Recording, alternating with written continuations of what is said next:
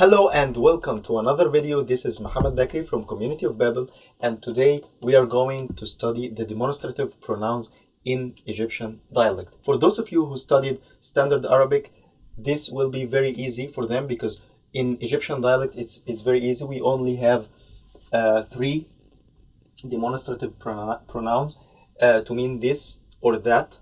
It's just one word. For example, the first one is da, just del and ha. So da.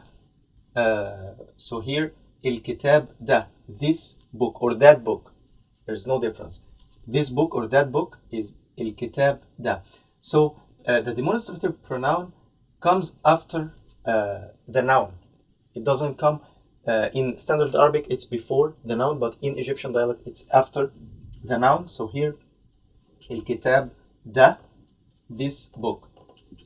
Di is used for feminine, so da is for singular masculine, and here for singular feminine we use di. So البنت دي, this girl or that girl. البنت دي, and the noun here must be definite. It must have alif and lam. البنت دي. And the last one is for the plural, is دول. So here, for example, الشباب دول. Shabab means young guys or guys.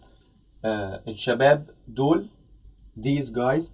البنات is plural for bint, girls.